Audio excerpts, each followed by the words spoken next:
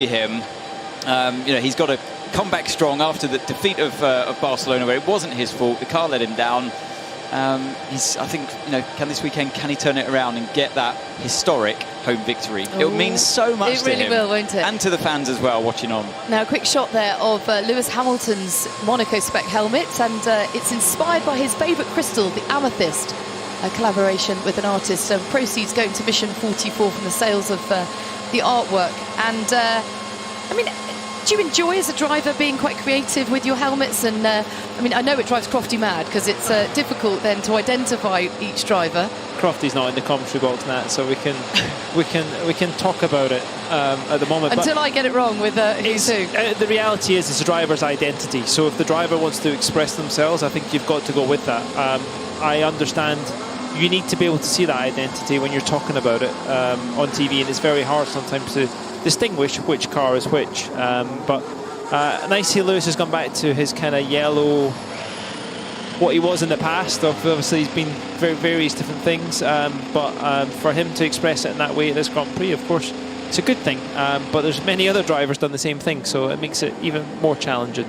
Absolutely, and particularly when there is a charitable element to it. And Anthony, I'm interested to hear from you how you think the narrative of the season may have changed post-Barcelona, particularly for Mercedes. It feels like it was a big turning point for them.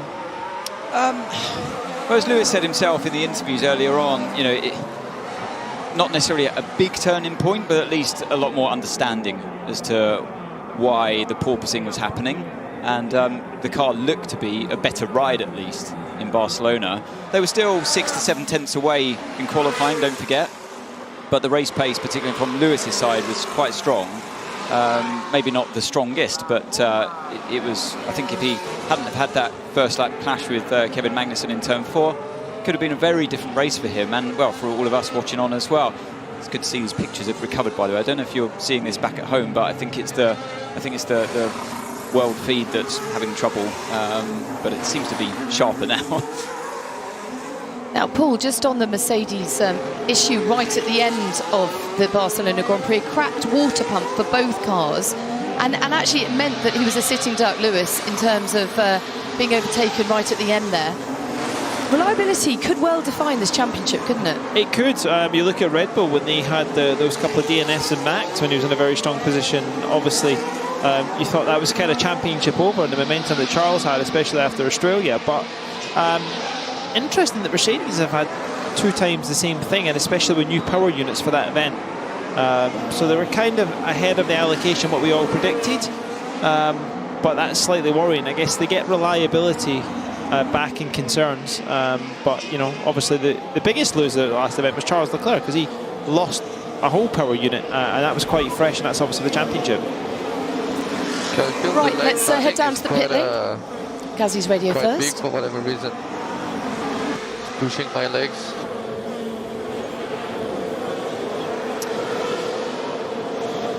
Okay, let's head down to Ted, who was in the pit lane. Ted, what have you got for us? I didn't hear Gazzy's radio. Did you hear it? We couldn't hear it either, I'm afraid. Oh, here we go. I can hear it now. Oh, well done. Can you hear that in the background? Something about... What did he say? Well, such are the vagaries, Natalie, when you get to a place where the television coverage is produced by the local broadcaster and not by Formula One TV. One of the many discussions as to what's going on about the future of the Monaco Grand Prix that we've been talking about, that Formula One won't change. They want to do the television coverage as they do for every other race. But, in the World Tour, Nats, that is the FIA Formula One World Championship, you do have your exotic Melbournes and Singapores and Mexico. You got your historics, haven't you? Monza, Singapore, Silverstone rather, Imola. But you've got your young pretenders as well, Miami, Saudi, Abu Dhabi. But nothing beats the heritage, the originality and the effortless class of Monaco. And for me, just seeing these cars on track is exciting in itself. And, we'll see what we get. Is there some more team radio coming? Once again, first quite bad. Through the tunnel up to 3. And into 1. Right, feels awful. Very stiff vertically. Understood. Oh, it's like commentary, wasn't it, Nats, from George Russell there. But yeah, nothing gets me as a F1 fan at heart more excited than seeing these cars on the Monaco street. So, yeah, pumped up for this FP1. Well, I couldn't agree more. And actually, there's no harm, is there, Paul, as you touched on earlier today, in it being about qualifying. I mean, that's the USP of Monaco, isn't it? It is on a Saturday afternoon.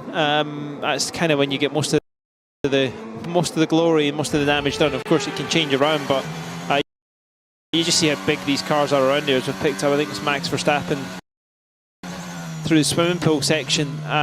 Interesting, that radio message from George, because cars are very, very different to go around this track, and very well ready to be comment on where he thinks the stiffness is. You know, I think sometimes you just got to kind of muscle it around for the first session and see where it kind of settles and go from there. But he's obviously feeling like it's hurting him quite a lot of the compliance, and that's what this track's all about. Compromise, compliance, and making sure it works to get your way around here. But you can see just the width of these cars. The Galta Casino Square sparking away. Still look like they've got the grip, but they're all very much just getting their eye into this track at the moment. Yeah, and Russell P5 on that hard compound of tyre, and he was saying actually in Barcelona just how interested he was in the fact that these new heavier cars were going to be difficult to muscle around this track. Now Charles Leclerc's gone top of the time sheets on the medium compound with the 1:17.9. And as you say, Paul, it is all about finding the rhythm, building throughout the weekend. This gives you the great insight to Monaco and what the drivers deal with and their vision. I mean, look at that helmet cam shot through Casino Square. He'll flick it across to the right as it goes a car park entrance into underneath Casino Square as well. God, we keep switching, don't we? The camera positions. I wonder if that onboard helmet cam shot would break up too much through the tunnel. But now we pick up Sainz on the exit into Tabac. Now this is a corner where you've got to be brave, and see how he opened it up as much as he could before committing to the swimming pool section. The driver, I can see the drivers, they're just feeding their way in. They're taking it a bit easier at this stage. Remember, qualifying last year, we were in the 110s. They're 7 seconds away and more. You'd expect these cars this year to be a couple of seconds slower than last year anyway. But yeah, there's still a lot of time to come from them. So Sainz to the top with a 1:17.2, and crucial for him, Paul, to have a strong weekend this time out. He's talked about just not really being at one with this car as yet. He certainly hasn't been able to extract as much out of the F175 as his teammates. And I suppose a strong performance can't come a moment too soon for him. No, but at the same time, what I don't think the last thing you can afford to do is have any incidents and dent his confidence more. So he needs to build up to it in a very professional manner, I think. Come into it and take what you get out of the weekend and just try and edge yourself closer to your teammate, and maybe say that your teammate is just a bit untouchable at the moment, I think. And if he gets there, well done. But you can see the guys that are full of confidence around here. Let's hear from him. Very right, everyone. Very bad, right. Okay, understood. Honestly, I think where most of these ride issues are coming from the drivers, they've lost so much sidewall of the tyre with the wheel going to 18-inch. They have no compliance anymore. The suspension's doing the work, whereas the tyre used to absorb so much of the travel and make it so much more comfortable to drive around here. It must be. I might be completely wrong, but I remember someone saying once before that the old tyres would absorb anywhere up to 13 to 15 millimetres of compression. So therefore you could afford to take that away from your suspension travel. Whereas these tyres, like you say, Paul, definitely less forgiving over the bumps. And that you can see Leclerc's head bobbling up and down through that swimming pool section. And I think they're all going to be finding and experiencing that the cars are a rougher ride.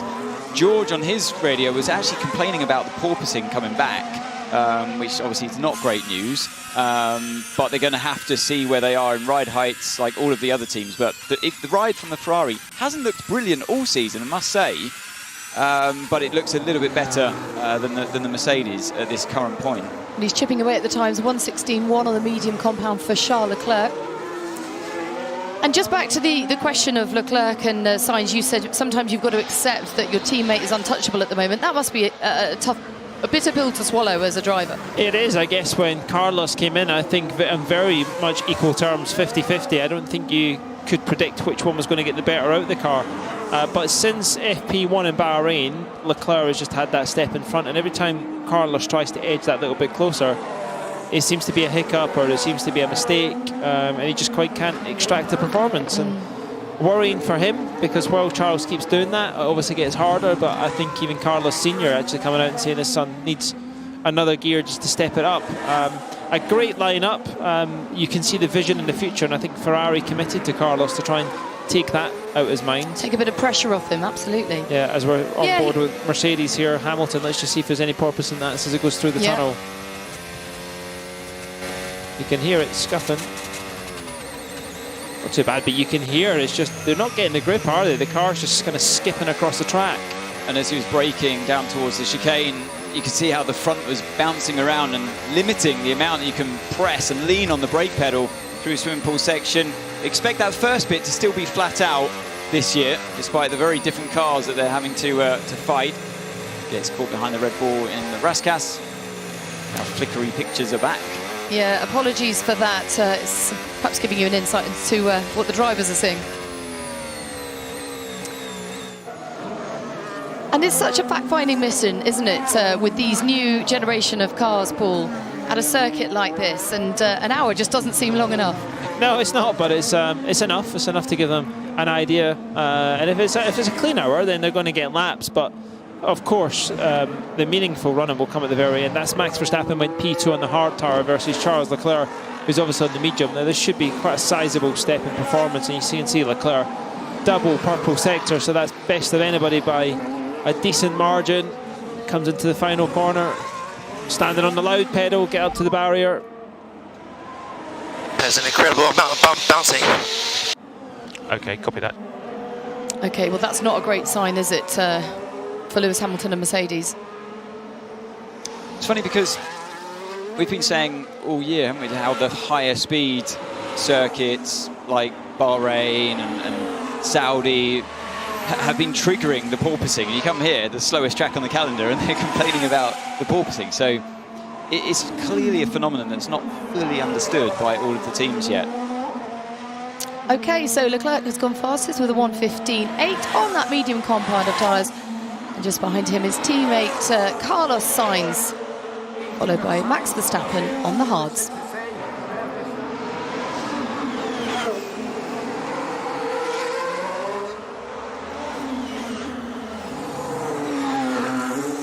So, Anne, you talk about this porpoising phenomenon not being fully understood. Can different things trigger it? Sorry, what's triggered the porpoising, can different things trigger it? Yeah, I mean, clearly the bumps can trigger it as well. It is a bumpy track. It's a street track, as we well know, and it must have an effect. I think the ride height clearly has an effect on the porpoising. The speed does as well. We see that when the DRS is open, for example, how we see cars porpoise less, they bounce less.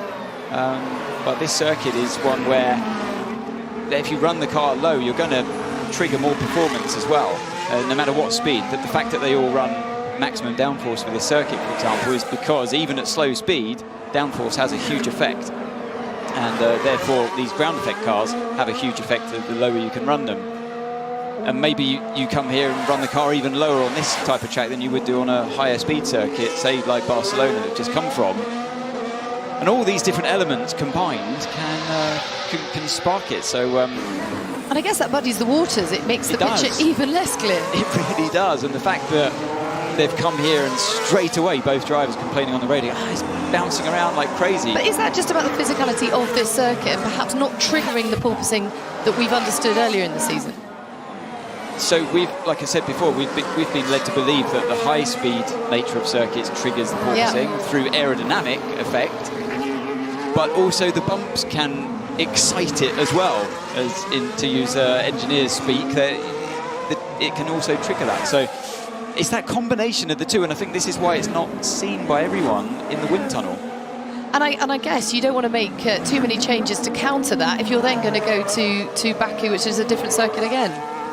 It's high speed, you know, it is a street track, and you've got very tight corners, but it's seen as a high-speed circuit because of the length of the straights. And therefore, on a smoother track, I'd say the surface there is smoother. I can't break in the tunnel, guys. The guy's going everywhere. See, so it's not just the Mercedes suffering with the car touching. So, yeah, clearly other teams getting caught out by it as well. Very interesting to see. But give them one session and they'll figure it out. You need you need the car data, the real car data from the track. It's this year's proving time and time again. You see there, the car hitting the ground and it doesn't look comfortable, does it? Moving all over the place. We've seen time and time again this year that the simulations really can't predict the amount of, like, how low you can go with the ride height. And we've also lost a lot of the complex suspension that used to run around here for controlling how the suspension worked. It's more conventional now, and that's definitely not going to let the teams take the benefit of what you were able to do with the car at certain corners. So it definitely pushes them, but it makes everybody work harder. Your cars look like they're sliding around a bit more, don't they? And they're definitely more alive. The thing with these cars, yeah, see there, so every moment that you have now in these cars, because they're heavier, there's more inertia, the moment lives with you much longer.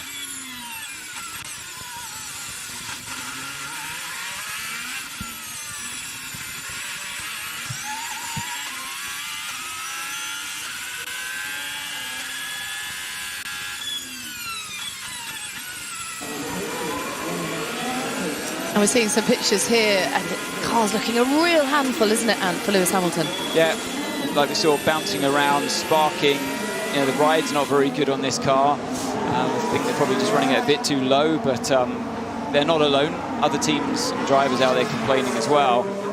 And yeah, Ocon, you're seeing now on screen, being one of those drivers, saying that the car is absolutely everywhere through the tunnel and can't control it before reaching the braking point. What a boost, though, for Alpine to have such a strong race in Barcelona. I mean, for Alonso to go from the back into the points, and for Ocon strong 12th up to 7th, they must be really ready for the fight here in Monaco, albeit a very different track. Yeah, I mean, the thing they need to do here is qualify a bit better, but it was a shame what happened to Alonso in qualifying, like you say. But he charged his way through, and I think they've got good things, Alpine. Nice to see their engines definitely move forward. And it's just about them delivering the results. But Alonso's on good form, isn't he? He's definitely really driving that car very well. Max Verstappen, best of anybody in Sector 2, and he goes quickest. And the McLaren's looking like they're all so a bit of an off for Charles. Interestingly, we were talking to Charles earlier in the weekend, and he was saying that there's just so much emotion tied to this track for him because he knows it so well. Quite an easy mistake to make. It just wasn't stopping. I'm just interested to see what happens on board. I wonder if he's not got enough brake temperature, but he knew he wasn't making the corner, and you've got that kind of get out of jail. That nice paving is obviously laid. There's going to have some tarmac. Some poor person will be washing that on Monday morning. There'll be more of it though. Yeah, he was talking about the emotion attached to the track for him, and the fact that the last corner is actually where he caught the bus to school, and his favourite bit being the swimming pool section, because that is the pool that he learned to swim in as a kid. And I guess, Paul, for you, also being able to walk to the track, does it change the mindset of a driver just being here and being able to sleep in your own bed and having a level of comfort that you perhaps don't enjoy at other races around the world? Yeah, you have. But everyone knows when you go home at night, you've got all the other things to deal with as well, haven't you? What, the family? Well, not the family, but just generally everyday things. That's a bit of a distraction in many ways. You're kind of tunnel vision when you're at a hotel. I think it's a distraction. I think it's just sometimes you go away, you're a bit more zoned out. But listen, a lot of the drivers are staying at home. A lot of drivers are doing different things. It's a cool place. And for Charles, certainly growing up as a kid and then getting to this race, and then the amount of support he's got, especially in the young generation, the schools, that's what really drives it forward. And I think he's an inspiration to Monaco, how he deals and conducts himself, goes about in a professional manner in sport. You know, what you cannot like about Charles. I mean, he's just a lovely guy. Always say hello. Yeah. He's got time for everyone. Absolutely. And he's doing the business. And contrary to popular opinion, you don't have to be rich to live in Monaco, at least to be born here. You know, he comes from a relatively humble background, and he's very much true to his roots. And on board with Sergio Perez. Yeah, enters Massenet, at the inside of that one. Get the car to the right-hand side, close to the barrier. At Casino, just avoid that lump in the road before Mirabeau. Car 3 wheels a little bit through there. The tightest corner on the track down at turn 6 hairpin. Use a bit of that curve on the right-hander. Turn 7 towards Portier, turn 8. And you can hear him getting on the throttle as early as you can through the tunnel. touch the apex there before getting straight line braking. I have a problem. Gearbox, I think. Okay, watch behind. Verstappen pushing. We're checking everything. Don't shift. Do not shift. Yeah, not good news for Mick Schumacher, and track time is absolutely key as everything around this track. You see the lap times continue to tumble. Perez a little bit tentative through there, and there's yellow flag in sector 3 around Raskas. What are we going to have in front of us? There we go. Cue into the pit lane. Is that Schumacher? Yeah. So he's stopped. He can't get the car into the pit lane. With that gearbox problem. issue. God, you really have to have your wits about you, don't you? It's an odd place to stop, though, isn't he? Where he's decided to go, and whether it's just ground to a halt. I blocked the pit lane, I'm sorry. So apologies from Mick Schumacher for blocking the pit lane. Here's a replay. This is That's Magnussen just losing the rear end. Yeah, turning into turn 15. He's not the first person to do that. It's a lovely shot, slow-mo. Usually seeing the cars with a little bit of understeer, the front sliding towards that barrier as they get inch perfect, but that was a different case there. Oh, and this is the moment where Schumacher tries to get into the pits, but the car is going to grind to a halt there, but the camera just... No, it looks like he's getting a push now from the marshals.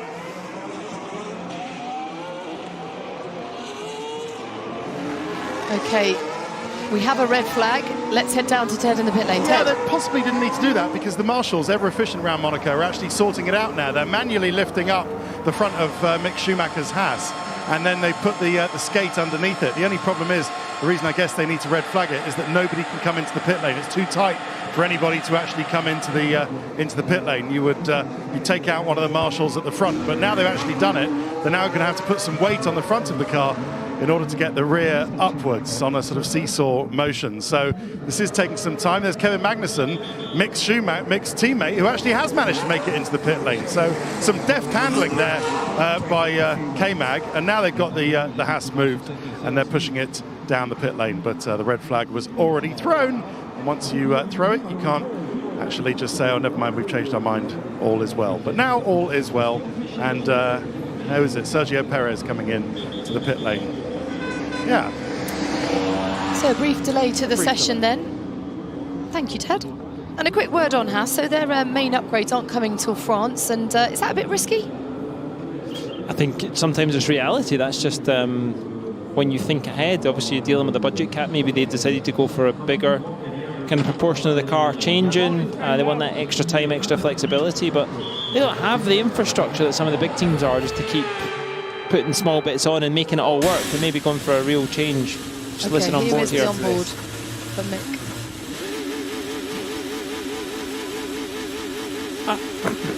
I still can't understand, why is he part over the pit lane entry?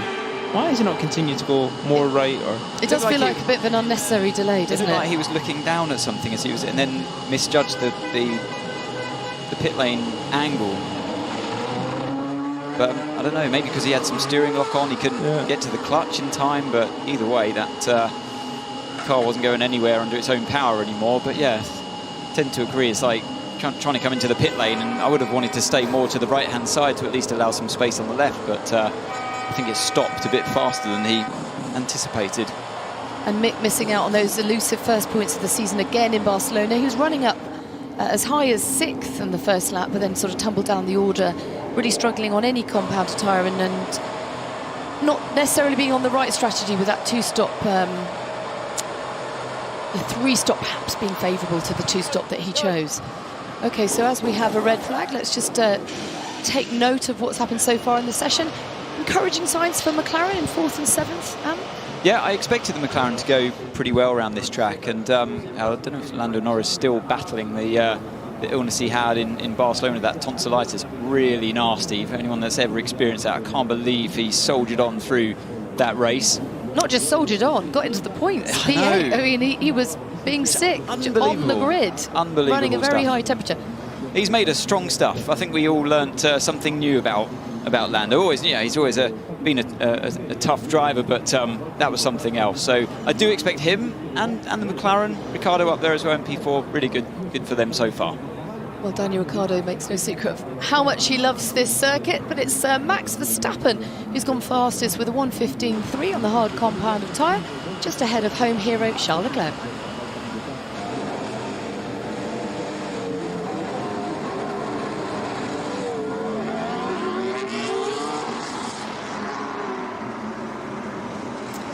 Okay, so the session will resume at 24 minutes past 2 local time. So, just over a minute. Not too bad. Yeah. They're lining up.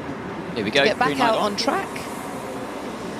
Green light on, and Lance Stroll exits the pit lane first. I expected a bigger queue than that, really, but you can see in the background the Haas getting wheeled in to the back into the garage. So luckily it stopped in a pretty decent place, not for everyone else, but for the Haas team, quite close to being able to recover the car. If that had happened, obviously, elsewhere on the track, that definitely would have been session over, but still 35 minutes still remaining of the session. Maybe can he get back out there? I'm sure Ted will be keeping a close eye to see the progress down there. 35 crucial minutes. Let's have a quick word on Aston Martin. So P11 for Sebastian Vettel and P15 for Lance Stroll in Barcelona. You have to say, though, that they are much more encouraged by the upgrades and believe that this car has much more potential to develop. No porpoising, car can run much lower and not smashing the floor to pieces as they were before the changes. So encouraged on the whole. The issue with Red Bull still rumbling on, but we have to say that they strongly refute suggestions that they have copied the Red Bull and stolen any IP. How will it go here, though, at a track that's so very different, Paul? The Aston? Yeah. The Aston? Honestly, I don't know. I don't think they do either. No, it's the midfield. I believe it won't be a small. It'll be a small margin if they're missing any kind of to get into Q3. But at the same time, you know, your Alpha Tauri, depends how Haas will do, Alpine. It really is, you know, a fierce battle with McLaren added into that, who are probably a bit in front. How they'll do, but a lot of that comes to the drivers. Look at that car hunting for the grip on the traction there. Snaking around, how much it was moving. Yeah, just looked like he picked up some wheel spin on the exit of Sandoval, the first corner, and it just didn't stop moving around once he had broken that traction. It's like I was saying, these cars being heavier now, the moment lives with you much longer after any kind of mistake. So yeah, I think these cars are harder than ever before to drive around this tight, twisty racetrack. That's something they expected, though, wasn't it, Paul? Probably. I think the Mercedes looks a lot stiffer as well, massively stiff compared to what the Red Bull certainly looks like. But you can just see even the oscillations as it goes over the bumps. It just does not settle. So it definitely looks like the others can run a bit softer. And I don't know if that's a compromise of the suspension that used to be on the Mercedes. It used to help them so much around places like this, but they're definitely going to be working for the money this weekend at Lewis and George. So when it is that much stiffer, do you feel it physically as a driver? Do you kind of fall out of the car tired? Yeah, I mean, you can deal with a car that's moving around a bit and harsh as long as it's fast, but they're not right at the top of the timesheets at the moment.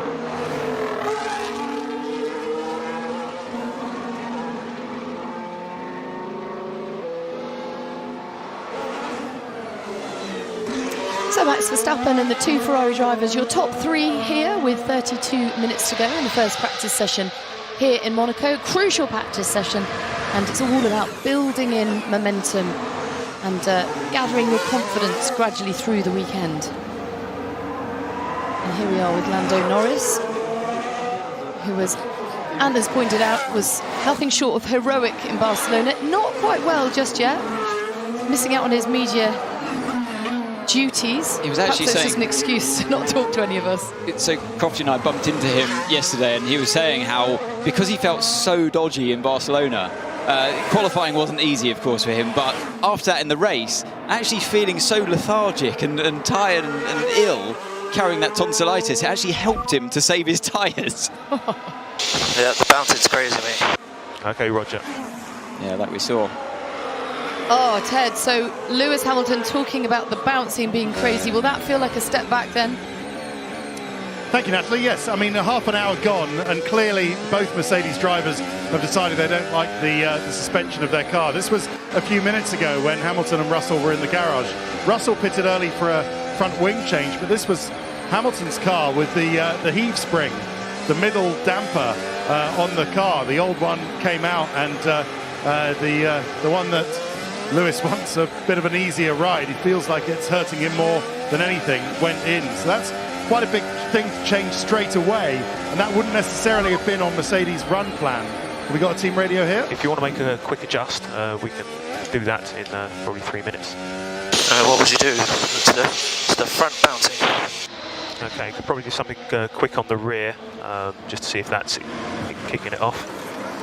That's the operative word, something quick on the rear, because this session is only an hour, and we've got an hour this afternoon, later this afternoon. Whatever they do, they've got to do it quickly, and they're very fiddly bits to get to. But yeah, I'm seeing a lot of drivers in and out making the quick changes that they can. But worth pointing out that this is the old front wing that Mercedes are running. It's not the one with the cutaway end plate, not the new end plate. I think that's probably a wise decision. Mercedes know that it is possible to clonk one of these wings in free practice. They don't want to run those new bits until they really have to. So bear that in mind in considering Mercedes' pace so far. They haven't got the new bits on yet. Okay, thanks, Ted. I mean, I think it's hugely impressive that you can respond and react that quickly and to a situation, albeit, you know, we don't know whether it's worked yet, but the fact that they believe they've identified what the problem is and the changes that need to be made, and he's gone purple in the third sector. I mean, we always expect them to go faster as the track continues to rubber in, but the most important thing is the ride of the car, and very different from last year. Like we said, the suspension's a totally different design. I have no front grip, man. Box. I'm about to crash with the front right. Yeah, lots of unhappy drivers on the radio. It's very different for them. This experience is so different. I mean, you know, I think this track, you're relying more on the mechanical balance and ride of the car more than ever before. I think they had that luxury, like we said at the top of the programme, with the more bulbous tyres from last year that did a lot of your suspension work for you naturally. With the 13-inch tyres that Norris goes fastest now. The ride of that car, by the way, looks very good. And I think it's no coincidence that the drivers that can get into that rhythm easier with less distraction of being bounced all over the place are going faster. What we saw with the heave damper that they were changing, that doesn't necessarily mean that's what's helping the bouncing issue. Your heave damper generally is what supports the car on the straight and minimises your ride height. So if you will start on the safe side, they will have a simulation tool, and if they want to edge that down, they can just let it engage later, which means the gap's bigger, and then when it gets into the compression, it holds the car up. So the heave is a very interesting thing. I think more what the drivers are needing is probably into the roll bars and damper settings themselves. They'll try and help it, but it just looks like the Mercedes generally run stiffer, and I think that's why when you go to bigger, more open tracks, on the percentage terms over the course of the year, it's the way to go, but it compromises you around here, because they absolutely killed their tyres last year, Mercedes, during the race with the graining and stuff like that, compared to what the other cars were able to do. So they'll be throwing the kitchen sink at it, and they're just trying to tick it off, as Bonnet was saying to Lewis. I know it's something probably not going to do it, but at least it gives us a direction. And Ant, as you say, plenty of the drivers being vocal.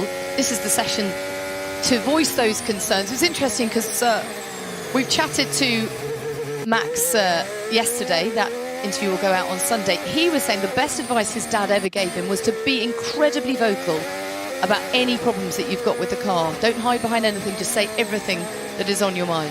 That's not like yours, is it? Well, when time is of the essence, you have to be quick in your thinking and be direct as well in what you want with the car. I think we can go to Ted. Ted. Hello, Anthony. Yes, thank you very much. I'm down at Valtteri Bottas's car, which is not going anywhere due to a what looks like a gearbox problem. The gearbox is off, so that they can get to the power unit as well. There's another gearbox being assembled at the back of the garage. So, yeah, Bottas, how many laps has he done, Anthony? It doesn't look like it's that many, because they're quite deep into two. So it's quite deep into a change there. So Bottas losing some track time that he could really ill afford to lose, considering the high hopes that Sauber have at of this track down this garage. Next door at Haas, I'm afraid to say it looks like the end of Mick Schumacher's session as well, with that gearbox problem. He's gone upstairs to the driver's pit wall. The pit walls are upstairs here, as those who watched us over the last few years will know. And yeah, very much looking like he's not going to be able to get out for the rest of this half-hour session. Well, this certainly isn't a track that you want to lose any time at all. Now, I'm delighted to say we're joined by Christian Horner on the pit wall. Christian, your driver's currently running in 2nd and 12th. How's the session going for you? Yeah, good afternoon. Yeah, it's going okay. I mean, they're feeling their way in. They've been out of sync. Yeah, Checo's just gone out on the medium tyre now. Max has just done a second run on the hard tyre. So yeah, so far reasonably good. Christian and here alongside Natalie. So we've been hearing lots of drivers complaining about the ride quality of the car and very different from last year. What about your drivers? Have you had similar comments or not? Yeah, look, ride is definitely a challenge. I mean, we've been listening and hearing obviously what's going on with others as well, but perhaps we don't seem as badly affected. The drivers aren't really commenting too much about it at the moment. And Christian, are you expecting you to be on a par with Ferrari around here, or would you expect what you managed to see in qualifying last time at Barcelona, they might just have the upper edge? I think from what we saw last weekend, you know, if you had to bet on it, you'd say that Ferrari probably should have the edge here, but you know, the temperatures are sky high again. It's all down to the setup. These cars are so new, they're also so big around here that you know, anything's possible. And talking to Max yesterday, Christian, he was saying, you know, actually, maybe we have to accept that and just take a decent haul of points here. You always obviously want to go for the win, but there does seem to be a shift in his mentality, just about playing the long game, making the very best of every track he goes to, and building towards the World Championship. Yeah, I mean, even before last weekend, he was sort of building and trying to find our way back into the championship. And I thought what was telling was turn 1 in Barcelona, where he had a good start, he had a run on Charles, but you know, he didn't fully send it down the inside. And you know, certainly playing the longer game, I think that just comes with experience. And now he's got that championship, obviously under his belt. Great stuff. Thank you, Christian. We'll come to you again very soon. And there was another question I asked him, because he arrives here in Monaco as championship leader. Having won here last year, it's quite interesting as a driver when you go to a circuit that you've struggled at and perhaps not mastered. He was able to come here with a calm confidence, having stood on the top step of the podium last time out. Yeah, I mean, it's always nice when you come back to a circuit with fond memories of the year before, where you completely mastered it, and to go through that process as a driver where you start off like they are now in FP1, and you, like Christian said, you're dialing yourself in, you're feeling it as you go, and you don't want to make any silly mistakes too early on and ruin all of the proceedings that follow. And you follow the circuit as it develops, and that's really fun as a driver. But some other drivers sort of they get a bit more brave earlier than you, and they do a much faster lap time, and then you respond. And to go through that journey here in Monaco, that's what it's all about, and get through unscathed without those mistakes. We saw Charles Leclerc, great lap in qualifying last year, and then it all went wrong at that last final push, crashed the car when you're really dancing with the barriers and taking every risk possible in qualifying. But it's when you survive all of that and you win a race and you come back to it, yeah, it definitely fills you with confidence. But I don't think Max needs any more confidence than he already has, and he's got the car to do it. But no, I can't stress enough, the cars are so different from last year. They're all relearning that whole process all over again, both engineering team and drivers.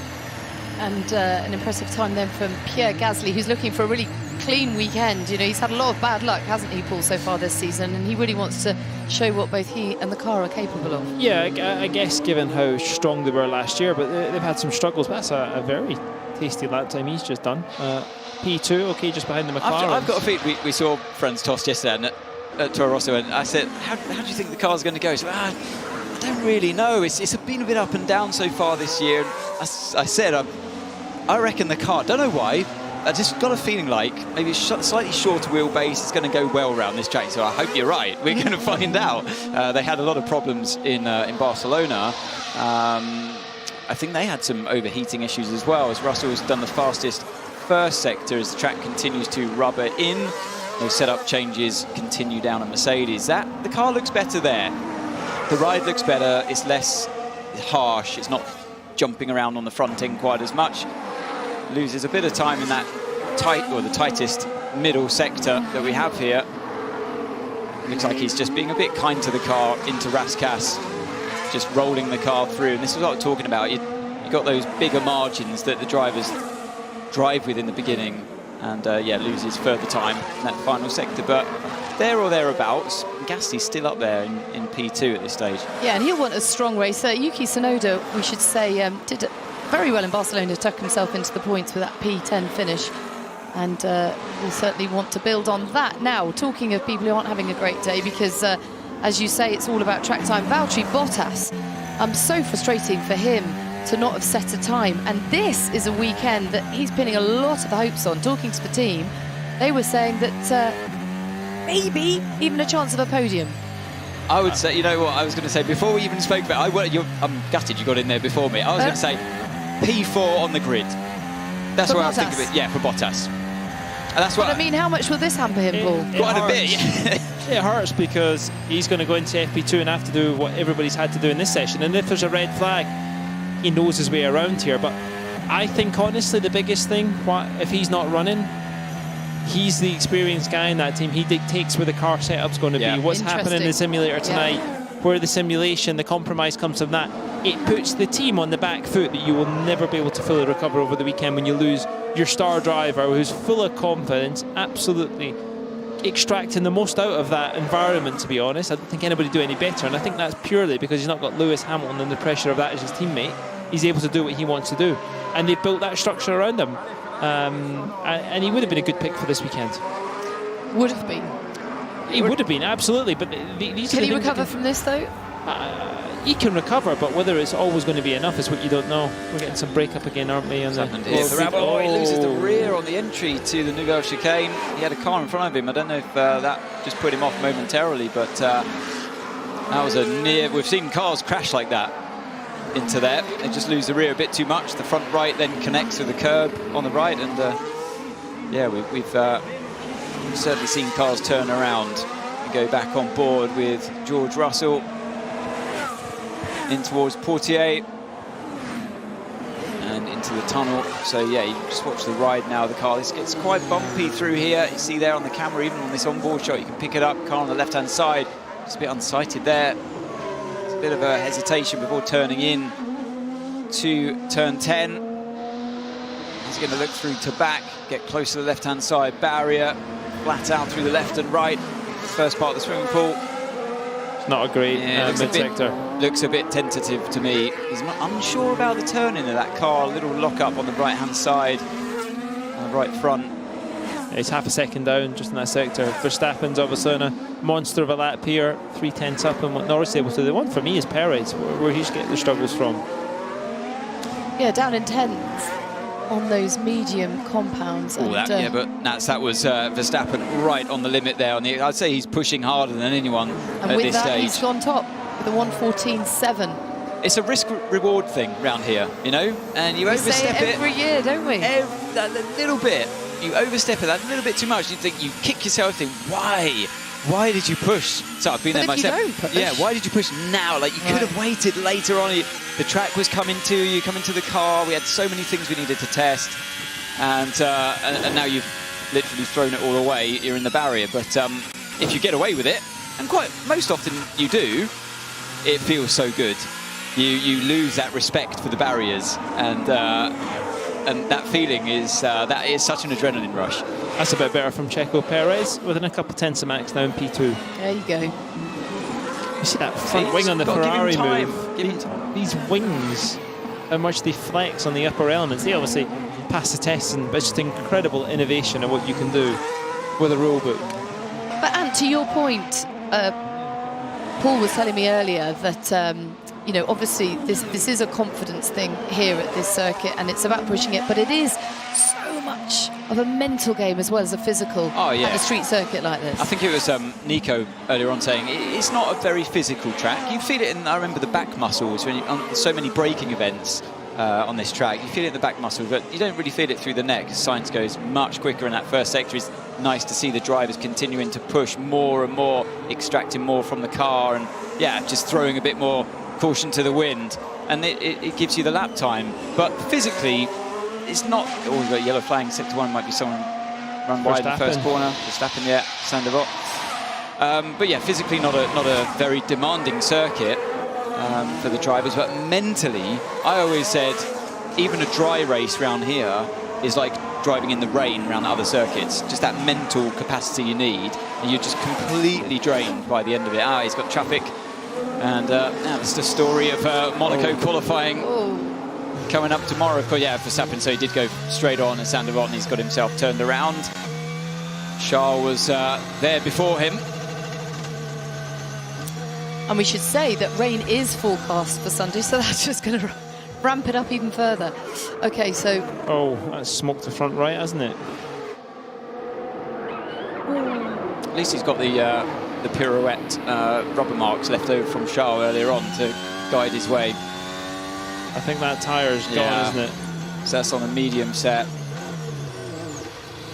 One of the very few places on this very demanding track that you can live to fight another day if you get it wrong. Runoff, I was going to say, it's been used a couple of times today, hasn't it? But you've got to make that quick decision. Do you carry on turning in? I mean, it was clear for him, but sometimes that lockup just happens as you turn in, and you think, do I risk it? And it's a split-second decision. Do I risk it or just bail? Again, the mental game that you're talking Absolutely. about. You're often your own worst enemy in that moment. Absolutely. Christian Horner saying, definitely don't risk it. Yeah, and all the mechanics here too. Don't turn left. Don't risk it. Go straight on. If in doubt. Bail out. Hey. You set him up, you knock him out the park. Well done, Ant. Okay. Meanwhile, Perez continues to build up the speed. Fastest personal best sector there, lying third place. Improves the lap time. Fastest final sector for him. I just love watching how different drivers approach this stage of the weekend here in Monaco. It's you can go out obviously and give it everything and have the car moving around, sliding and showing off your bravery and your skill, but you get the more experienced drivers that think about it a bit more and look at the bigger picture and wait that little bit longer. It's such a confidence game. I mean, it always is, but no more so than this track. Absolutely. Now, Ted, you are in the pit lane. What have you got for us? Max Verstappen pits for a new set of tyres and to figure out what happened there. But I've just got a feeling that Ferrari, that they're not just chasing, you know, it would be nice if they could complete a lap, don't get me wrong, but they're not chasing the lap times at the moment. They're just satisfied for both drivers to play themselves in. I was interested, particularly Carlos Sainz saying earlier that even though he feels that there are a few tenths that he can't get hold of at the moment, as Charles Leclerc dances his way around this car and seems to be able to handle with it pretty lively on the edge, whereas Sainz doesn't. Sainz was just saying that he refuses to accept, Natalie, that he will not be able to get there with this car, and will... Absolutely. Oh, do you want to come in? No, I'm Okay, agreeing right. with you. But do come in if there's something you need to cut me off on. No, not at all. Yeah, okay, so he is adamant that he's going to get there eventually. But yeah, just down at Ferrari, they're happy just to keep pounding round and getting the understanding as they have so far. But just a quick one on Sergio Perez, who is definitely going faster on track. The problem is he's going faster in the pit lane as well. He's picked up a speeding fine for going 3 kilometers per hour over the 60 kph speed limit here in Monaco, as it always has been at the top of the hour. But yeah, he's got a few hundred, the FIA are a few €100 better off for their coffers. We'll do a feature on what they do with the fines money one day. Oh, yes. Do they go to charity? No, they use it to help their programs around the world in road safety and to help run the FIA. Charitable element to it. Yes, just picking up on that point, and we discussed Carlos Sainz not feeling fully comfortable with the pointy nature of the front end on turn-in. Explain why, though, some driver styles just do work with certain cars, and Leclerc's gone purple in the first sector. But where it's the same as, you know, Daniel Ricciardo well, moves teams. I was going to say, you know, moving to team, you do have to adapt. Is it a case that a truly great driver can adapt to any car? I mean, to a certain extent, they will all adapt to any car, but some do it better than others, and it comes easier to others as well. But, you know, you look at Carlos Sainz last year, a very good season. Level pegging with Charles the whole way through the season, and you know, he was showing him the way on many occasions. Leclerc goes fastest there over Verstappen, just over a tenth ahead. Nonetheless, we will see. And but now Sainz is finding this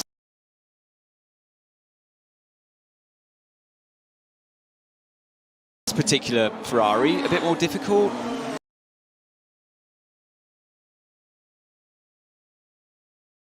It just comes down to your inherent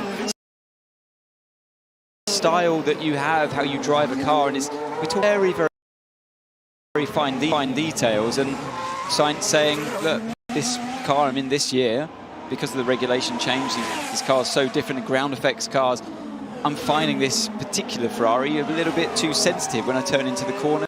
The front end's too strong. Maybe his style is a little bit smooth. Box now.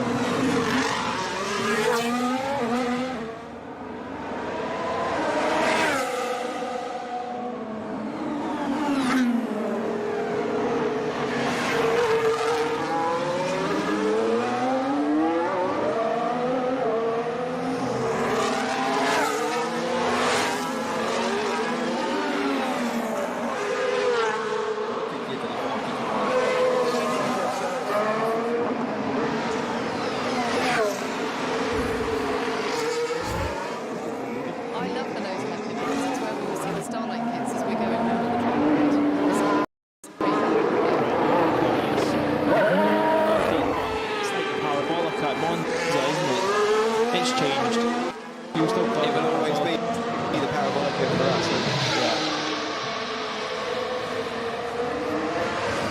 Perez splitting the two Ferraris and his teammate there in fourth. And it's interesting when they lock, there's no modulation for these cars, heavier cars. You know, the drivers can, normally just a small application and pressure would let the tyre rotate again, and you would gain the grip and you maybe miss the corner by a metre. Okay, you've not really got a metre there, but to continue to lock all the way in, I mean, that absolutely destroys the tyre. Of course, in the race, they will leave margin there, so they'll never get to that point, but it looks quite nice. And a bit of front right graining on that McLaren as well. You see a small band opening up. I think Norris did have a moment as well down at Sandoval, turn 1. It's a remnant of a race. It's the full band, isn't it, on the right-hand front, inside shoulder. What you're looking for is a slightly darker grain to the tyre, and that's where it's just feathering up. Inside is Charles Leclerc, who was out of the way for Hamilton on the exit of the Newell chicane. Fastest at the moment. the blue flag's being waved. Just how tricky is traffic around this circuit, given how short it is? That's like a traffic jam, isn't it? I mean, it's not a very big lap. Of course, Q1 is the time where you really need to make sure you're in free air and get lap times, but I'm guessing the traffic jam will start round about turns 13, 14, enter the swimming pool all the way to the timing line. Whoever gets the best run will be happy. Whoever gets compromised, of course, it can push them out of qualifying, but it gets slightly easier through the weekend. And then, of course, in the race, well, if there's a bit of rain in there as well. So much so, though, that F2 actually split their qualifying because the track is so short.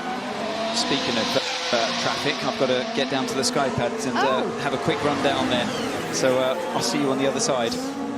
Thank you very much for your company, Anthony Davison. We will let you go and weave your way through the human traffic that is the Monaco Grand Prix circuit.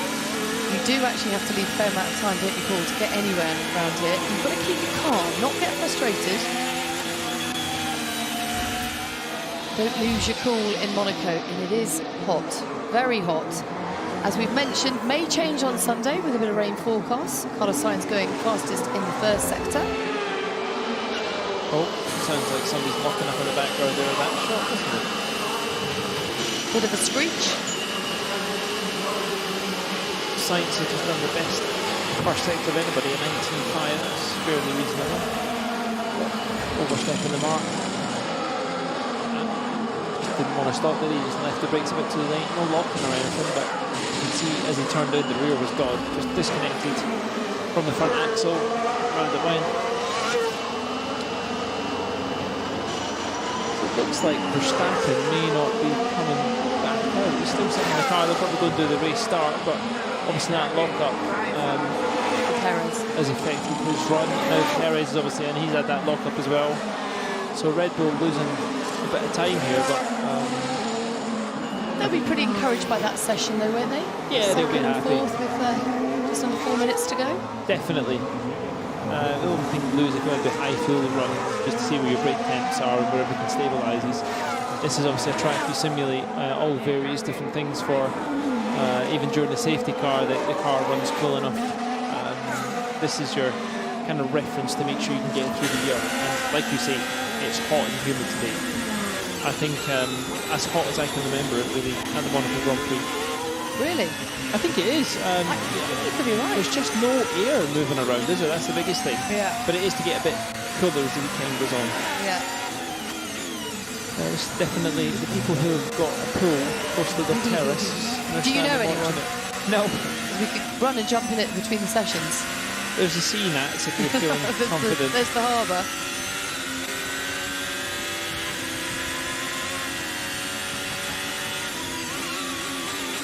Look how hard the drivers are working, and you can see there's just no rest driving around there in a Formula 1 car.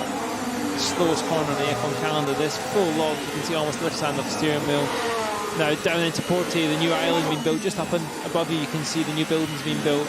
Through Porte, through the tunnel, absolutely flat, and then you head by the yacht club into the chicane. The car dancing around in the rear as it's pinned into the ground. It's so bouncy. And another Ferrari has missed that chicane again. Okay, copy that. Maximum focus required here in Monaco. It's interesting, the cars.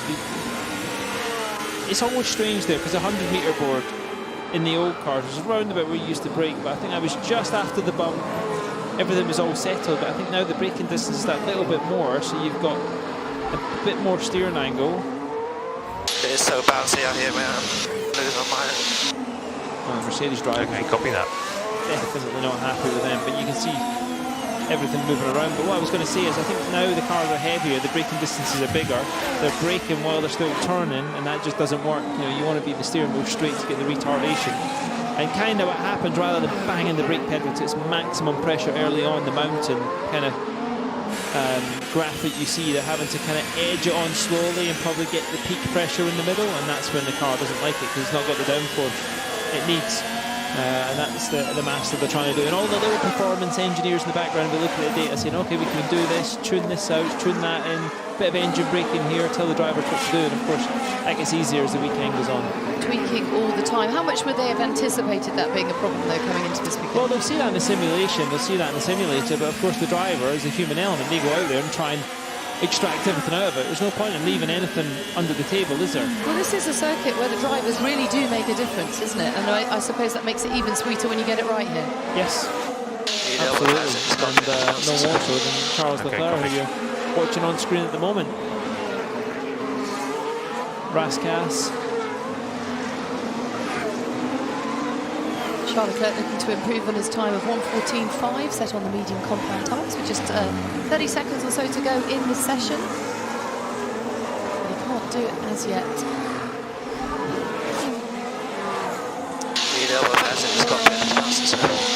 Okay, copy. Hamilton being incredibly vocal about the physicality of this car at this circuit, and Paul, that will be pretty disheartening for the team, given the progress they seemingly made in Barcelona. Yes, you know, like I said, you can't design your car for one race. I'm interested to think that Lewis needs elbow pads. I mean, there's not much room for your elbows in there anyway, tucked in the seat, but it must be harsh. It does look harsh, the Mercedes, I have to say. Definitely looks like it's one of the cars that doesn't absorb the bumps the same, and I think a lot of that just comes from the tyre change. You know, this low-profile tyre that F1's went to try and replicate more what you would buy in your standard road car. That's a great marketing for Pirelli, that obviously, but you can just see on board that it's just always just small, sharp oscillation, and the quicker the teams can get that oscillation stopped in the least amount of movement, of course, that's the best thing, because you're back to the moment you want to be in. It's not like, oh, well, we can slowly put it on comfort mode like your car on the road and enjoy that. It's got to get back to its peak point of performance all the way through that range, and that's why you've got all these various different settings in the dampers to allow that, and blow-off valves and this to make it happen. There'll be teams upon teams of people trying to help the Mercedes, but I fear they won't be able to do too much, and I think it'll be a talking point for Lewis, who you're actually on board with at the moment. He's just got a new helmet design in collaboration for this weekend. Yes, a nod to his favourite crystal, the amethyst, as we mentioned a little earlier on, and the problem with having to address porpoising and all this bouncing around is that you're not then focusing on performance, as Paul points out. So a session then that will have encouraged Ferrari and Red Bull, and perhaps McLaren as well. Difficult one for Mercedes so far, and you have to say, just a quick word on Alpine, 13th and 16th. Difficult day for them so far. Yeah, I thought they'd been better. I'm not necessarily sure it's porpoising what Lewis is complaining about. I think it's bouncing. I think actually the car's just erratic and not absorbing the bumps. And that's really what we were talking about with Ant earlier, wasn't it? Yes, it's about trying to define what the porpoising is, whether they are two very different issues. Well, the bounciness of it, I think Lewis could tell us it could be in the corner as well, and that's where the compliance issue. I haven't seen the car porpoising, like uncontrollably bouncing on the straight. Long, fast straights. Which they've been struggling with performance. I think just generally the car looks stiff. So don't get confused. We're yet to see that yet, but that's what I'm taking from it. There isn't clarity on that, is there? That's what I'm taking from it. And I understand what porpoising is, I understand what the bounciness is of it. But until we speak to Lewis, we don't know. Could and I be guess a bit of both. that'll be after FP2 though, unfortunately. Yeah. So End of the day, I like to talk. All the drivers on the grid here in Monaco. There's the royal box on the left-hand side. It's a great shot, this, isn't it? When you see, let's just, good luck to that. I think we should just see if we can stay on board with this and just listen to this procedure. Look at the steering wheel. You'll look for a reference point in his RPM, those lights at the top of the dash, you'll see. Mode race, there you go, shut visor. They've selected gear and that's him locked in. Wait phase. And you can hear it's about a second before you really start to get the grip and the bite that you want and get that acceleration. But you've got to get the mass moving as he's waving to the crowd. But that silent bit, I mean, that's, you're just on the edge of the torque, just listening to it, pulling away, and that's an Alpha Tauri that's hit the wall. You can see the wheel rim. That one will be a coffee table, I suggest, next week. What a view, though, from the cockpit. It's incredible when you see what it. Insight. I mean, I had a helmet cam, I think it was 2012, the whole race that Tom actually gave me a copy of, and it's great watching the first lap and looking at the mirrors, but that was back in the early days when they were developing it. You couldn't obviously get that.